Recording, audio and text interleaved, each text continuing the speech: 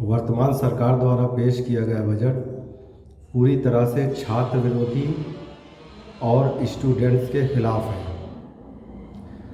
इस बजट में मोबाइल और लैपटॉप ई शिक्षा प्रणाली को सस्ता करने की बात कही गई है, लेकिन क्या इन्हीं चीज़ों से किसी छात्र या स्टूडेंट्स की पूरी आवश्यकताएं पूरी हो सकती हैं? सरकार ने अपने बजट में ये नहीं बताया, जबकि डेटा के दाम जो हम इंटरनेट का डेटा ख़रीदते हैं वो इतना महंगा हो चुका है, इतना कॉस्टली हो चुका है कि छात्र वो भी नहीं ख़रीद पा रहे हैं। और सरकार लैपटॉप को सस्ता करने की बात कर रही है, जबकि लैपटॉप के दाम या मोबाइल के दाम पहले से ही तकरीबन 30 से 40% बढ़ चुके हैं, इतने महंगे हो चुके हैं। अब अगर उनमें 200-500 रुपये, 1000 रुपये सस्ता कर दिया जाता है तो इससे कौन सा लाभ होने वाला है? और दूसरी बात ये कि इन चीज़ों से क्या फ़र्क पड़ता है, शिक्षा में क्या लाभ होगा या उसकी गुणवत्ता में कोई फ़ायदा होने वाला है? मुझे तो लगता है कि ऐसा कुछ भी नहीं होने वाला है। मोबाइल डेटा आज की डेट में इतना अत्यधिक महंगा हो चुका है कि ख़रीद पाना 1.5 गुना कंपनीज़ ने अपने डेटा को महंगा कर दिया है। सरकार अपने नौकरियां सृजित नहीं कर रही है, नौकरियां निकाल नहीं रही है, सारे सेक्टर्स को प्राइवेट कर रही है, तो अवसर कहाँ से मिलेंगे, नई नौकरियां कहाँ से मिलेंगी? तो ये जो बिल पेश किया गया है, बजट पेश किया गया है, ये छात्रों के हित में बिल्कुल भी नहीं लगता है और ये छात्रों के विरोध में है। हम इसको पसंद नहीं करते हैं बिल्कुल।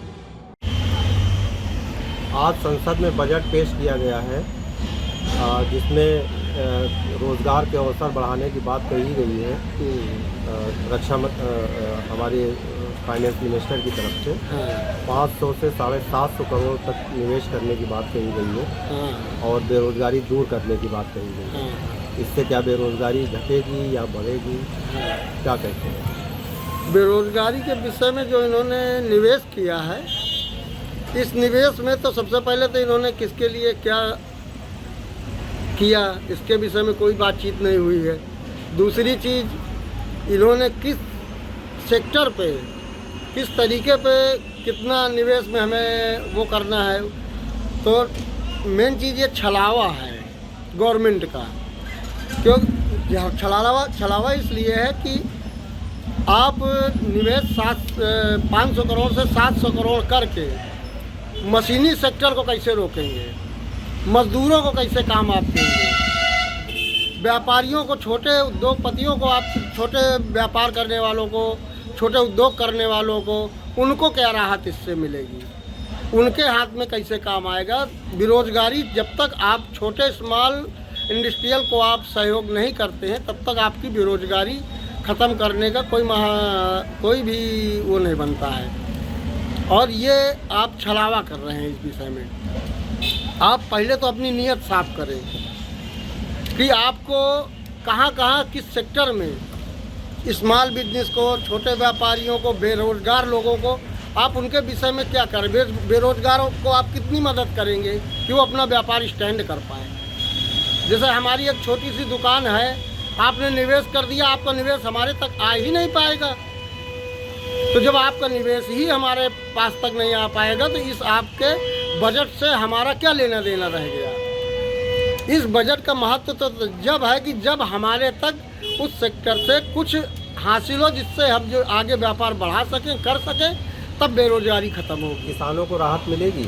किसानों को जब तक ये उनकी एमएसपी कायदे से नहीं डिक्लेयर करते हैं, किसानों की एमएसपी के विषय में बात नहीं करते हैं, तब तक किसानों को कोई राहत नहीं मिलेगा।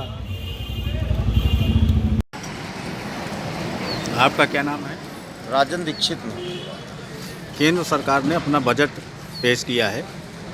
इस बजट में व्यापार को लेकर के कैसी संभावनाएं हैं?